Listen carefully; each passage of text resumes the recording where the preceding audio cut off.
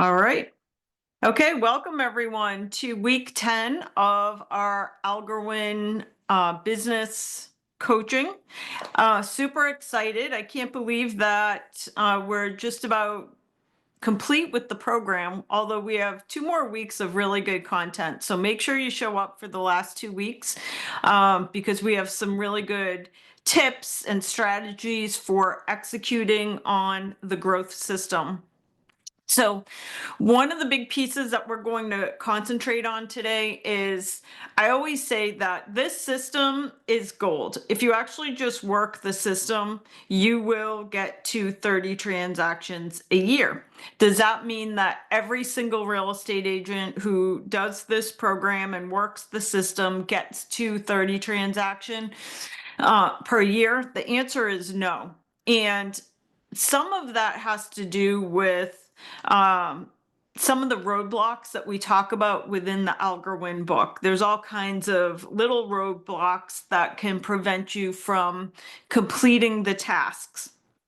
But beyond that, there's also quite a few personal roadblocks that can stop someone from completing the program, such as limiting beliefs, resilience, uncertainty. So we're going to talk today about all the little things that could prevent somebody from breaking through and getting to the 30 transactions per year. So some of the stuff that we're going to talk about today: mindset, beliefs, uncertainty. We'll talk about tips for building resilience, strategies for coping with stress. As you start to, you'll need these even more as your business begins to grow from utilizing the checklists within the system. So let's dig into today's program. One of the biggest things that potentially can prevent someone from completing much of what we talk about within the Algor-WIN system, as simple as it is, it's just 7 checklists. Most of the checklists only have 9 items on each checklist, except for the annual checklist, which has 12 items. So none of the checklists are super difficult or even highly time consuming. So what would prevent anyone from completing them? And oftentimes it has to do with just limiting beliefs, the beliefs that you have about yourself. So in this section, we're going to talk about limiting beliefs and methods you can use to identify your beliefs about yourself, challenge those beliefs, and then reframe them. By learning to shift your thought patterns, you'll unlock new pathways to success and well-being, empowering you to live a life more aligned with your true values and goals. A limiting belief is a thought or perception you hold, often subconsciously, that restricts your potential performance or happiness. So it's a mental roadblock that tells you what you can't do or what you don't deserve or what you aren't ready for, even when none of that is actually true. So what this means is that these limiting beliefs hold people back in major ways, because you can go do all the things you need to do to create success, but the belief system alone is energy. The belief system alone will negate all of the difficult work that you're doing for your business. So it's really important that as you navigate the tools that are within the Algor-WIN book, that you also begin looking internally to what are the thoughts or perceptions about yourself that are subconsciously holding you back. This is easier said than done because we've been living with these beliefs. They become part and parcel of who we are as humans. So it's really important that you slow down and listen to the words you say to yourself and the thoughts you have about yourself. And we'll talk about other ways that you can identify these beliefs that you have that you don't even realize that you have. One simple one that I think is everybody has in our business, and I had this for many, many years. And one of the things we often tell ourselves is that there's not enough time, that we have all these things we need to do in our business, and there's not enough time to do it all. That is just another limiting belief. So when you start to reframe, I used to always tell myself that there's not enough time to do everything. Now I wake up every day and I say I have plenty of time. There's more than enough time to complete everything I need to complete plus some. And just by shifting the thought alone, you begin to expand time. So that's just a simple one because that's not a self belief. The self belief, like I'm not that great at sales, or I'm not good at talking to people, or I'm not good at networking, those ones will wreak havoc on your business. But one little one that you can start with is the belief that you don't have enough time. In fact, a belief feels real. It feels like it's an actuality, but beliefs are not facts. They are just stories. They are narratives that we have accepted as truth. Most limiting beliefs are seeds planted by someone else. So if you think about it, most of us have lived with a belief system. Much of our own beliefs about ourselves were implanted into us at a very, very young age. So 7 years old, 8 years old, just by hearing things that we pick up and choose to accept. And it could be from a stranger, it could be from a parent, and it doesn't necessarily mean that anybody did it on purpose or that there was bad intent behind it. But we pick up beliefs throughout our life and we simply live with them. So, where do limiting beliefs come from? Well, for example, family messages. So, some of us grew up in families that believed money doesn't grow on trees, or don't get your hopes up about stuff. That ends up becoming a belief system that influences what you believe about money, which is energy, or expectations, which are energy. Past experiences also create belief systems.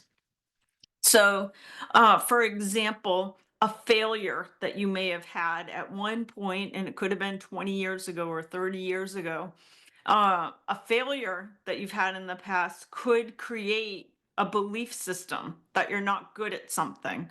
Um, Cultural or societal conditioning.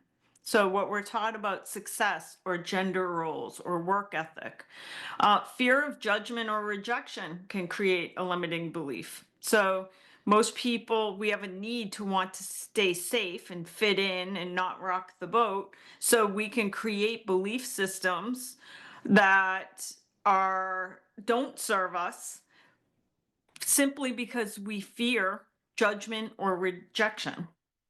And even offhand one time comments. It could have been a grade school teacher. It could have been a parent. It could have been a boss that you had 20 years ago, may have said some offhand comment one time, and you could have accepted that as truth and a fact and becomes a belief. So, hold on, I'm just going to let in a couple more people. Here we go. Okay. So over time, beliefs become default settings. They run quietly in the background, shaping decisions and behavior. So you think about your computer has an operating system. Your beliefs, many of them are limited about yourself. Your beliefs about yourself become the bar. They become the operating system around which everything happens in your life. They become the perspective from which you see everything. And once again, oftentimes you didn't plant the seed, somebody else planted it. And number two, it's usually not true. So, how do limiting beliefs prohibit success? Well, number one, they kill momentum. If you believe, like, I'm bad at follow up or I'm not good at networking, then you're probably not going to go to a networking event, or you're not going to follow up because you just believe you're bad at it. They prevent risk taking. So, for example, going back to networking, I'm not good at going out and networking with people. That prevents you from taking risk. You're not going to step outside your comfort zone if you think, quote, you're not ready for that. Uh, the other place that limiting beliefs affect us is they cause you to lower your standards. So you won't aim for a bigger goal if you believe that you're not the type of person who can achieve that goal. Next, they trigger procrastination. You will delay tasks that challenge your limiting self image. And then they affect confidence. Even when you're capable, you will second guess yourself. So let me move this. You could have all the tools, support, and opportunity in the world, but a limiting belief can silently sabotage your progress without you even realizing it. Let's talk about the belief result cycle. It's also called the belief behavior results loop.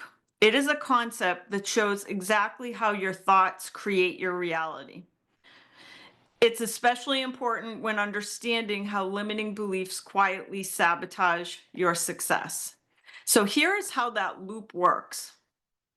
There's something that you believe true about yourself. You then have thoughts around that belief. So your beliefs shape your inner dialogue and what you focus on. So if you have a belief about something, any thoughts you have regarding that belief will continue to shape who you are. Next, you have emotions. So you have a belief, then you have thoughts, and usually those thoughts reinforce the belief that you have. You then have emotions around those thoughts. So when you think about something that, for example, you're not good at, then your thoughts around that are going to generate feelings like fear or anxiety or worry or excitement.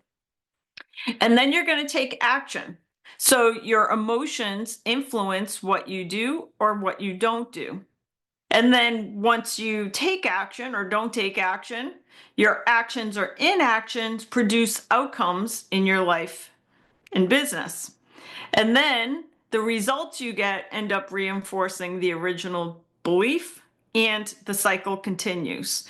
So truly, whatever your thoughts are, your beliefs and your thoughts, all of this is energy, creates your whole experience, the world that you live in.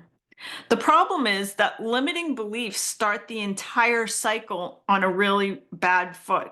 They don't just live in your head, they shape your behavior, your business, your income, and your confidence. A limiting belief, something you believe about yourself that is simply not true, that limiting belief shapes your reality. It seeps into everything. It seeps into your business. It seeps into your relationship. It creates your financial freedom or lack of it. And it seeps into your confidence level. So the trick of it is that you have to recognize these beliefs. You have to interrupt the cycles. You have to choose more empowering beliefs. And then you have to take action that proves your new belief or your new thoughts. So let's talk about how to overcome limiting beliefs. In fact, I think it's important that all of us practice daily overcoming limiting beliefs about ourselves. I'd say first identifying and then overcoming limiting beliefs, because oftentimes it's really hard to even see the limiting belief we have about ourselves. So one way to identify a limiting belief is think about a big goal that you've had for a long time. for your business or for your life. And then write down, what are the reasons why you have not yet accomplished it? I don't have enough money. I don't have a college education. I don't have, I'm not good at networking. I'm not, all of those excuses reveal beliefs about yourself. So, first piece is to identify the belief that you have. One of the stories I like to share, and I believe I've shared it on this Algor-WIN program before, one of our highest producing agents at the brokerage, he's worked here for probably 20 years now. And consistently, every year, his income goes higher and higher into the millions. And when I first started working with him, we were under the Remax franchise. This is going back 20 years. And he was obsessed with going out and meeting and interviewing high performing real estate agents. So this is when he was a new agent. He had been a UPS driver that got into real estate. He got his real estate license, started in the business, and he was obsessed with going out and meeting high performing real estate agents. And each month, a list of the highest performing agents would come out, and this agent would reach out to the agents that were consistently on that list. And he'd ask if he could come out to them and bring them breakfast or bring them lunch. He wanted to pick their brain for a little bit. So fast forward 15, 16, 17 years, I had him on a webinar about 4 or 5 years ago. And the webinar was how to build a $10 million a year business. So the webinar featured all agents who were consistently doing over $10 million in sales volume, which is over $250,000 in income. And what was really interesting is oftentimes when you do those interviews, you can pick up little things from agents, like what do they do for a listing presentation? What do they do for a buyer presentation? Do they buy leads? What technology do they use? And so I did a 1 hour webinar with this agent, and I had all my questions lined up that I ask every agent. Like I just said, where do your leads come from?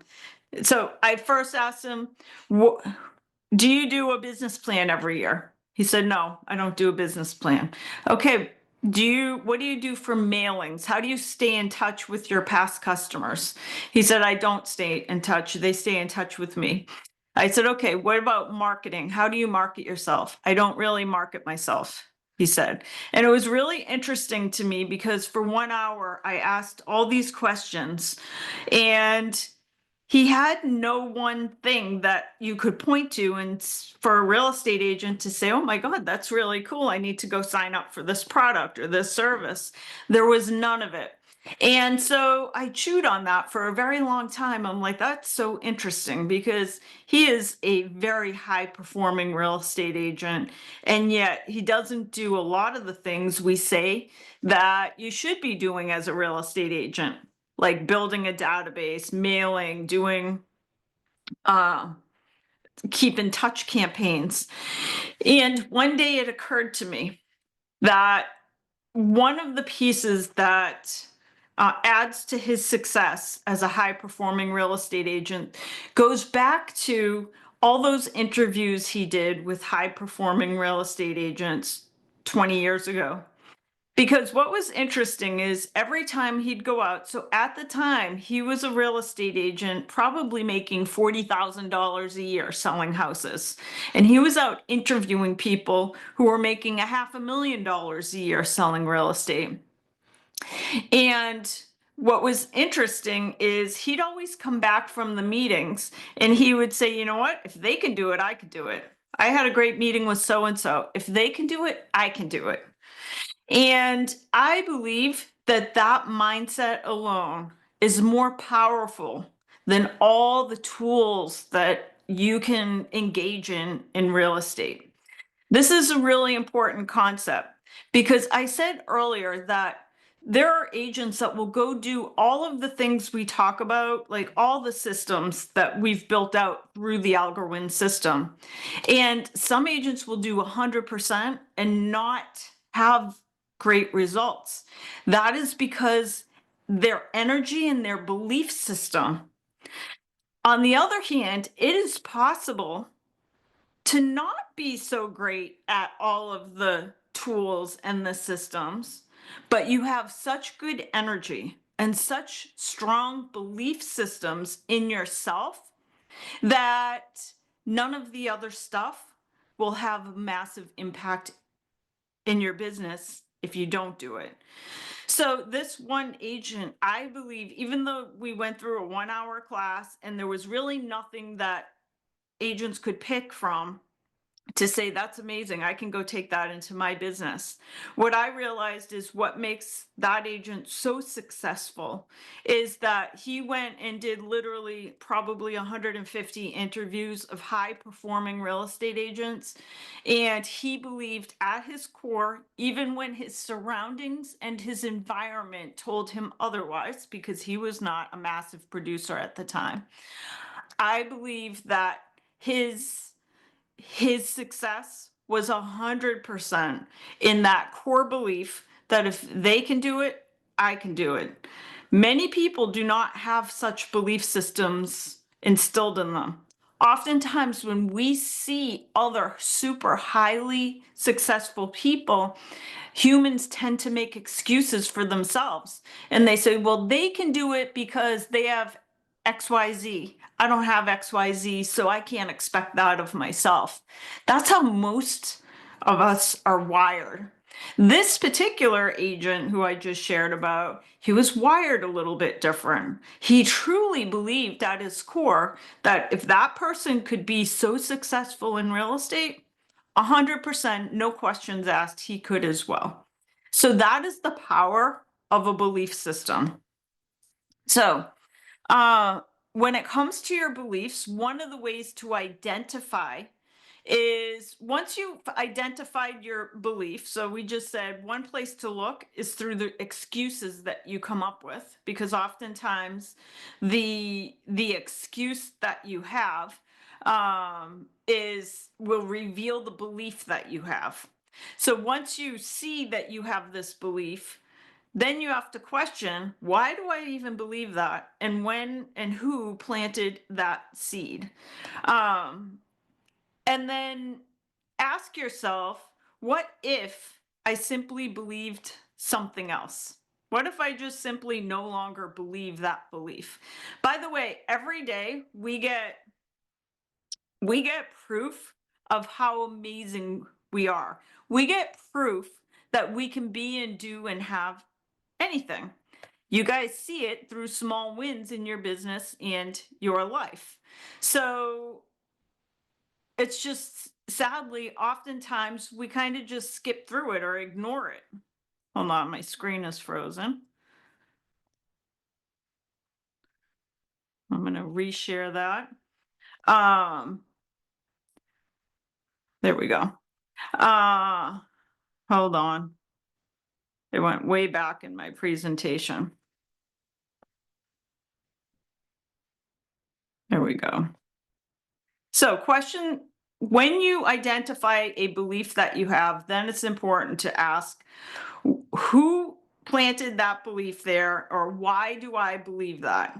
And I will tell you, I've spent the last 40 plus years really trying to identify why I have beliefs about myself and disproving them.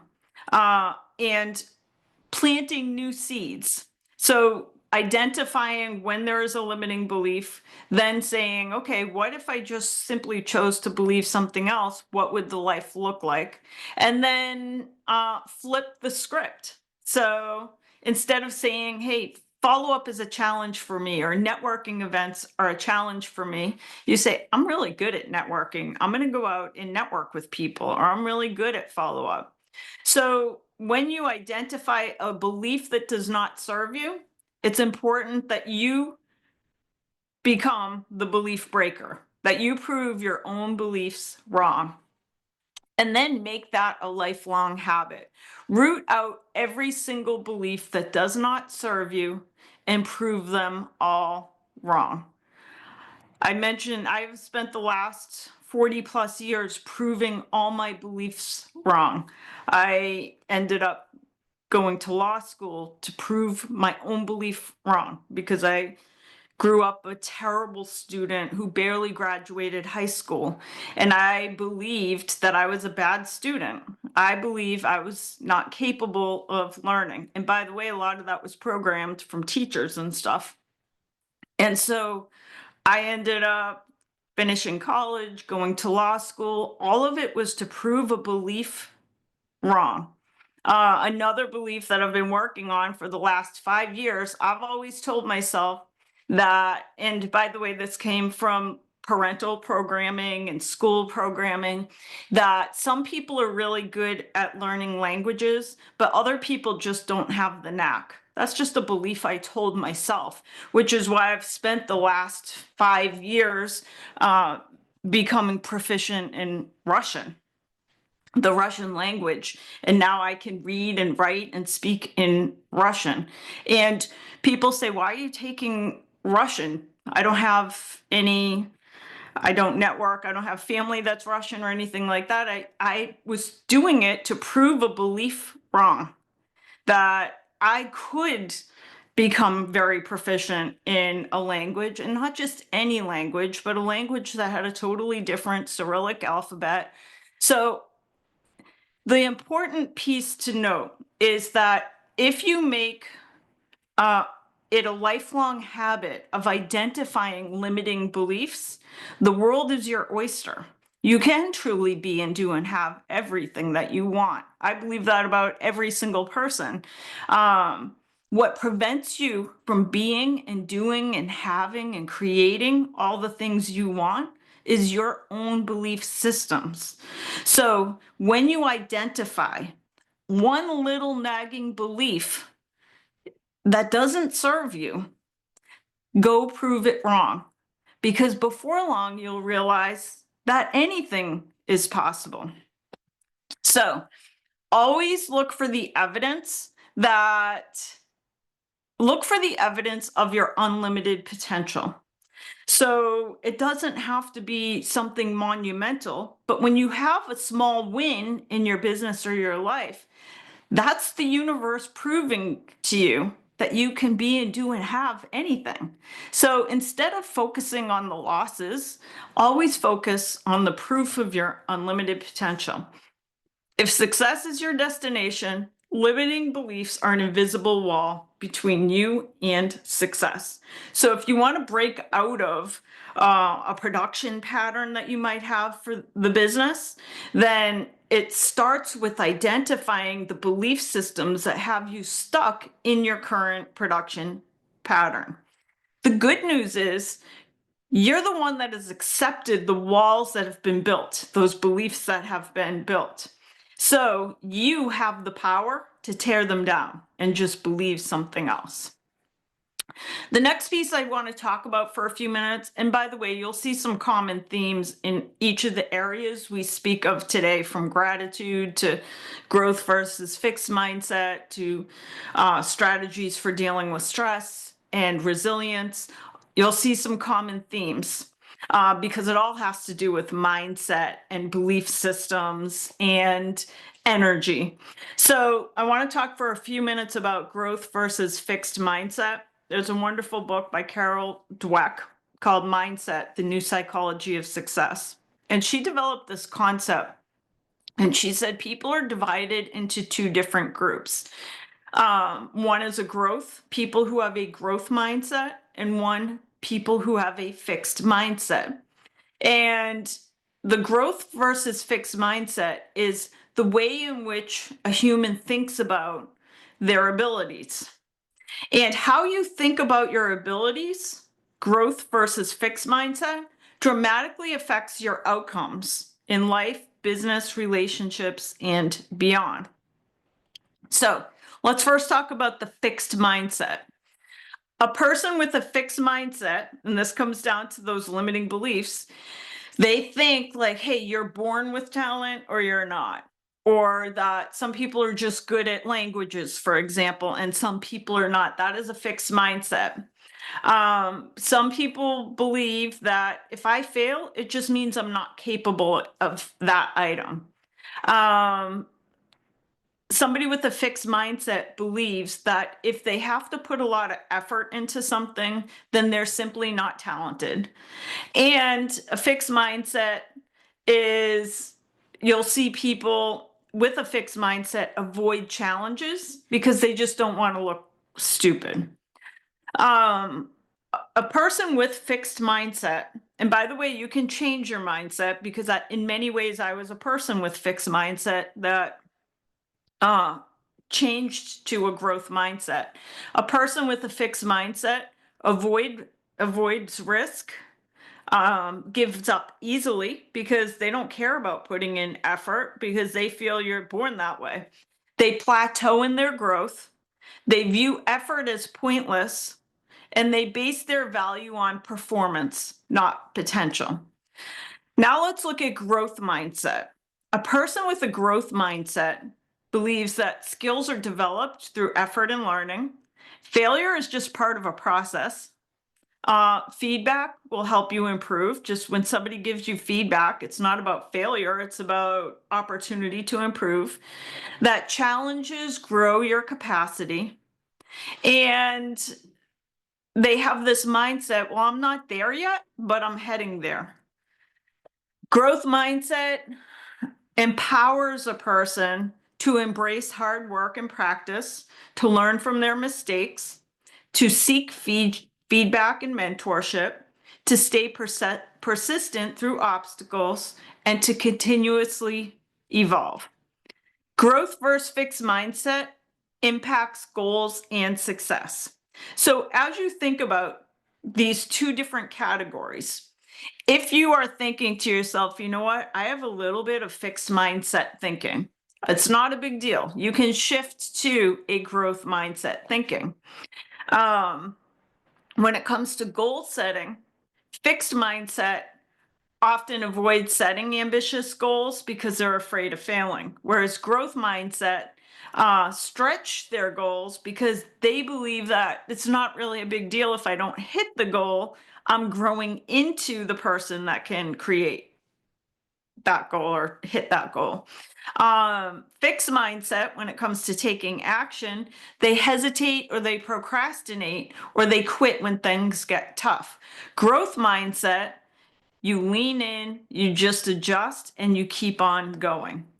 Handling feedback, fixed mindset, take feedback really personally or they just avoid it. Growth mindset, again, they love feedback because they can use it to improve.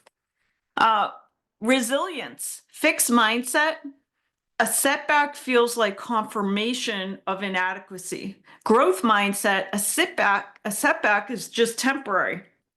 It's just part of the learning process. It's not a big deal. So let's talk. Many of you guys are doing our CMA a day challenge. Think about when you're doing that challenge, a fixed mindset might say, I'm not good at CMAs, or a fixed mindset might say, I don't have time.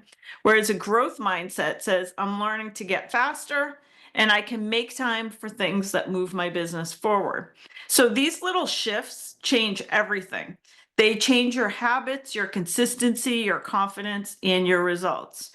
So, how can you build a growth mindset?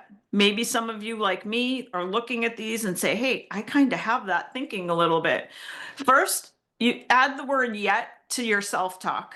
When you find yourself saying, I'm not great at, that's a limiting belief, first of all, and you should go try to prove that belief wrong. But a great way to start at proving that belief wrong is to use the word yet at the end. So, I'm not great at this yet. Second, celebrate effort over outcome. Focus on the process, not just the win. By the way, does this sound like the Algor-WIN program? Yes, we have process tracking sheets because we say we don't want you focusing on how many deals are coming out of Algor-WIN. We just want you to focus on the process. Does it sound like CMA a day? Yes, we don't want you to focus on whether you got a listing out of CMA a day yet. Just focus on the process of getting that CMA out each day. Learning from failure.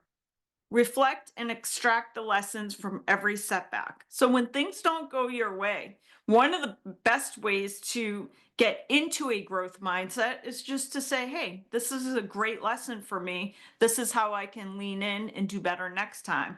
And then surround yourself with other growth mindset people. Hang out with people who think in a growth mindset capacity. Gratitude and mindfulness. So, I want to spend a few minutes just talking about gratitude in general and mindfulness. This is a theme.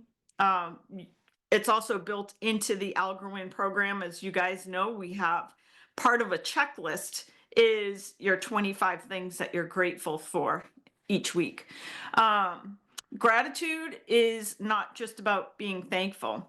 It's about training your brain to focus on the things that are working in your business rather than what is lacking. And where your focus goes, your energy flows. So, gratitude shifts perspective. Instead of seeing problems, you start seeing possibilities. Gratitude helps reframe challenges as opportunities to lean in and grow. This here is a picture of bamboo. Um, there's a book I read many years ago. It was called Bend Not Break. And it was about they used resilience. They used bamboo as to describe resilience in that bamboo does not break easily. It kind of just moves back, it bounces a little bit. So people who regularly practice gratitude bounce back from setbacks really fast because they're not focusing on the piece that went wrong. They're focusing on the piece that went right or how to improve, and they find gratitude. Gratitude increases confidence. It reminds you constantly how far you've already come, building a stronger sense of self worth and belief in your future. It also enhances relationships. I always say that when it comes to life, like who do you want to hang around, Tigger or Eeyore? Eeyore's like always down, always looking at the negative, where Tigger's like happy no matter what happens. Tigger's just happy and thankful and bouncy, and you can't get him down.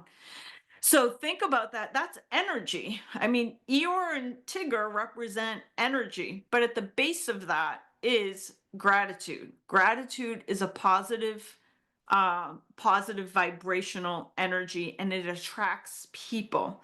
When you are an Eeyore, nobody wants to be surrounded by that because they can feel it.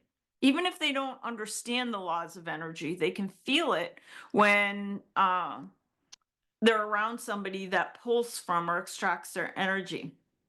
Gratitude improves physical and mental health.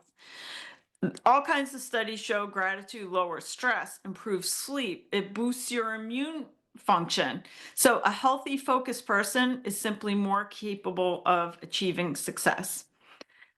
Now, let's shift to mindfulness for a second. Mindfulness is just the practice of being fully present in your thoughts, your actions, your surroundings.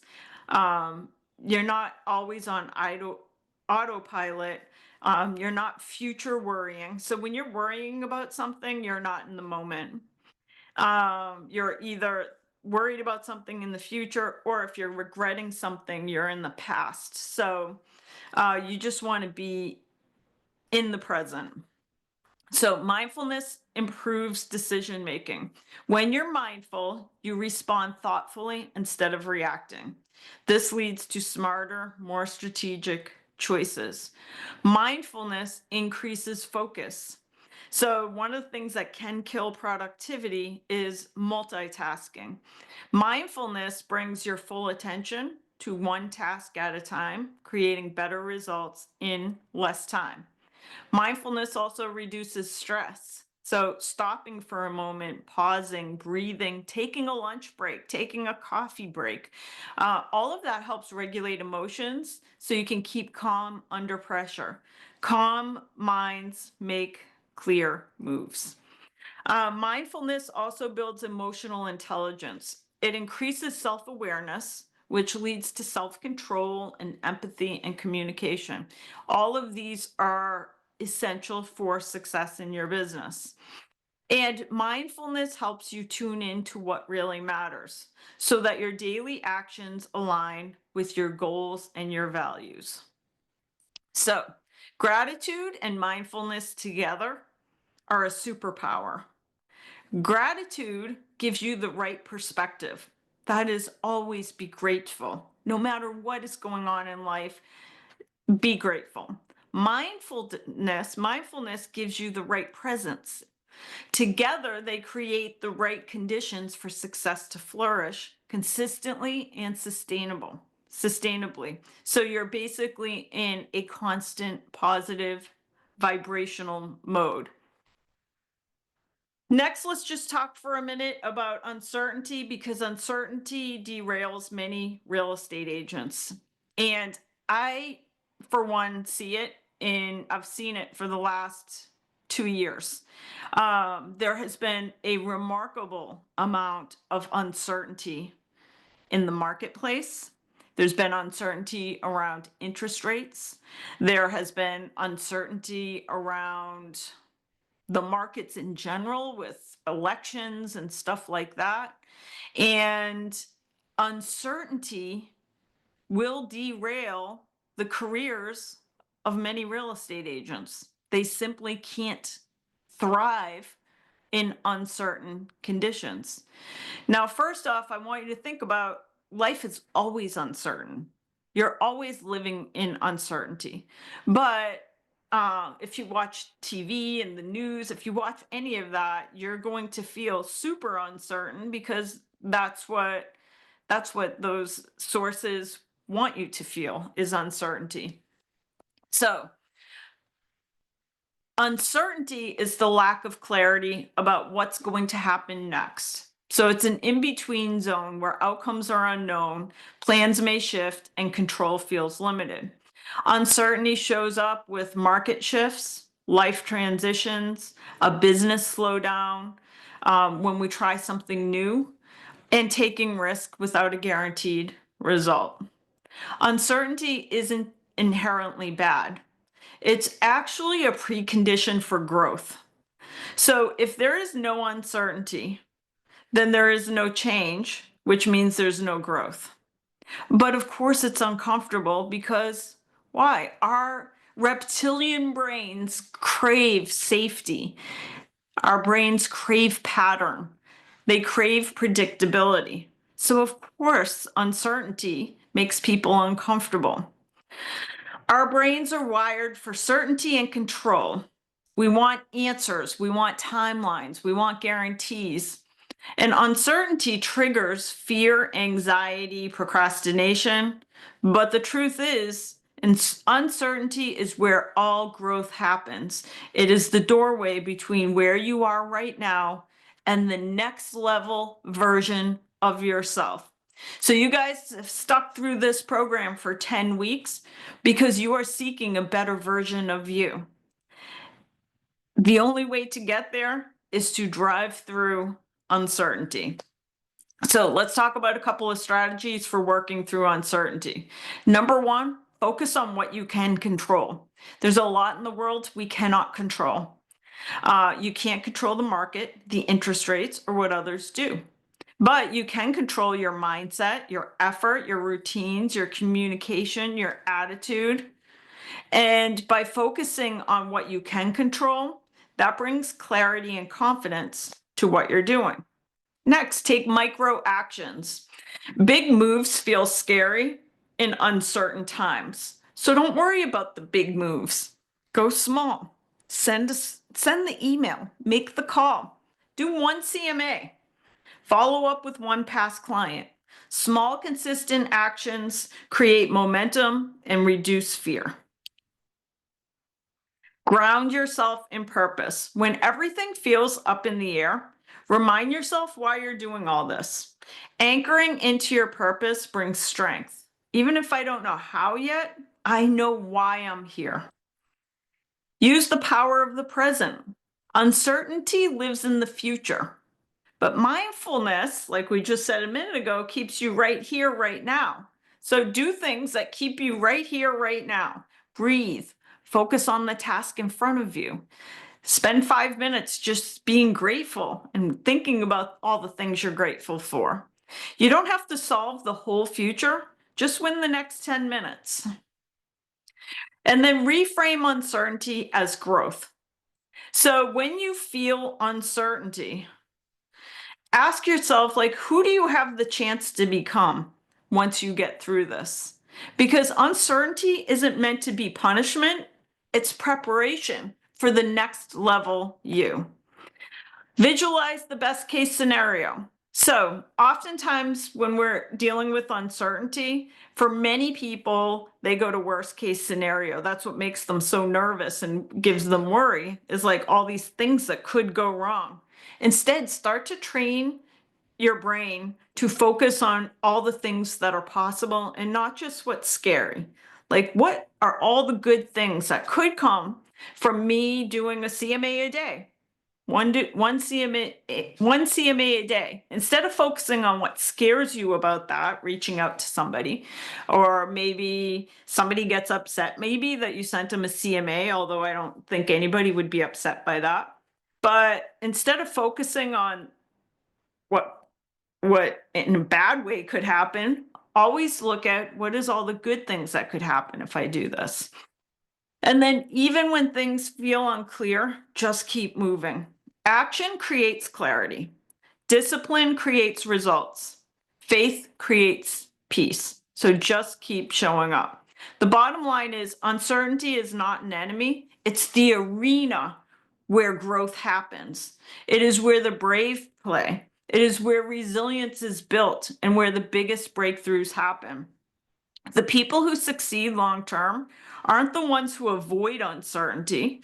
They're the ones who learn to walk through it with courage and curiosity. And next, I want to just talk about resilience for about 3 minutes. Resilience is one of the most important qualities real estate agent can develop. The market shifts, deals fall through, clients ghost you, and the wins don't come fast. This is why I'm a huge fan of gratitude, because it's one of the fastest ways to bounce back. Resilient agent keeps showing up, growing, and winning in the long run. So how can we be more resilient? Knowing that, preparing ourselves for the fact that things don't always go our way, that the customer I've been working with for a long time disappeared or bought a house through someone else, or the interest rates just went way up, or anything. The world is chaos right now. How do we get through that? How do we work our way through that? Well, first, normalize the ups and downs. Number one is just realizing that's the business we're in. We live on a roller coaster. Um, when we can accept that the highs and lows are all part of the business, then we stop taking setbacks personally and we just start viewing them as part of the process. It is not a failure, it is feedback. 2, strengthen your mindset daily. Resilience begins in your brain, your mind.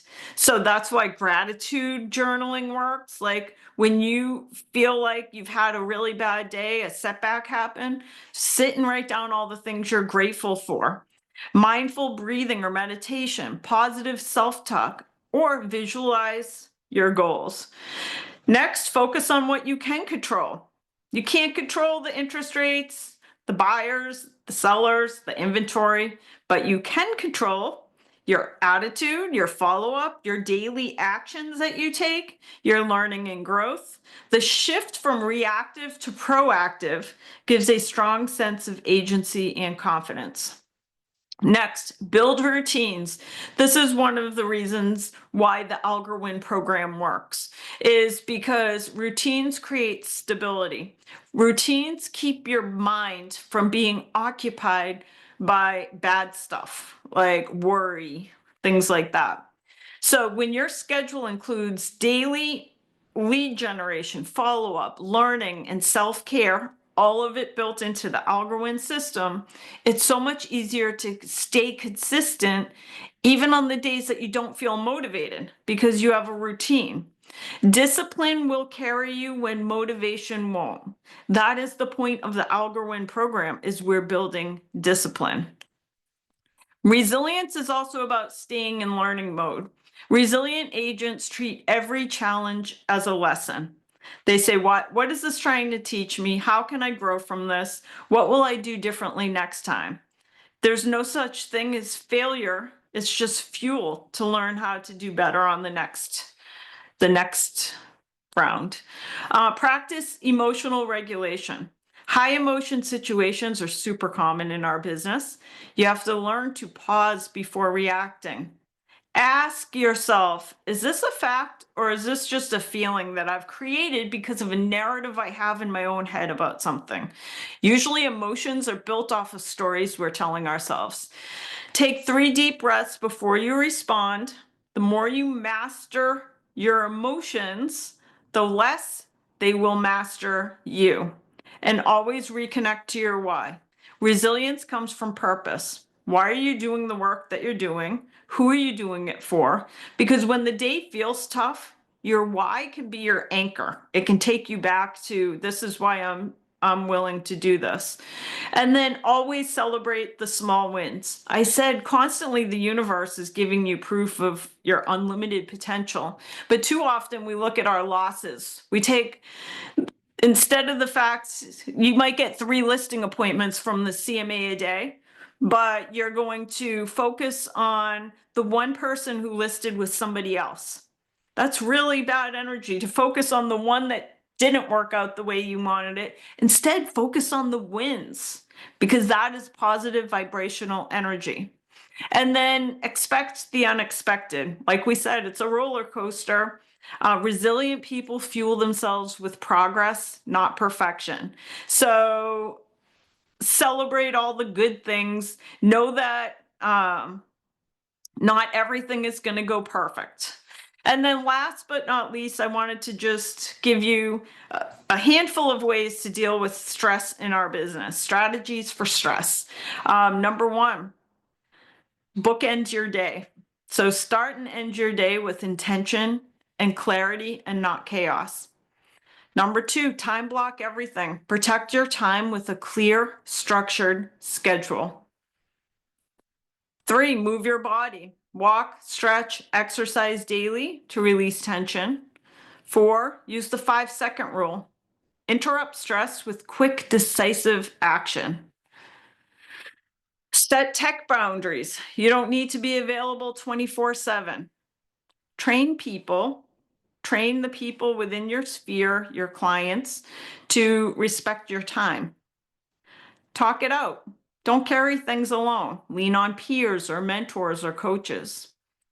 Focus on what you can control. Energy goes to where attention flows. Practice daily gratitude. Cannot emphasize this anymore. And in fact, it's part of your checklist in the Algor-WIN system. But gratitude is the fastest way to create a positive vibration. Shift your mindset from pressure to perspective. Take micro actions, break big problems into small doable steps, and then celebrate small wins. And with that, I will take, if anybody has questions, you can raise your hand and I'll stop sharing. Let's see. Any questions today? Maybe we covered everything.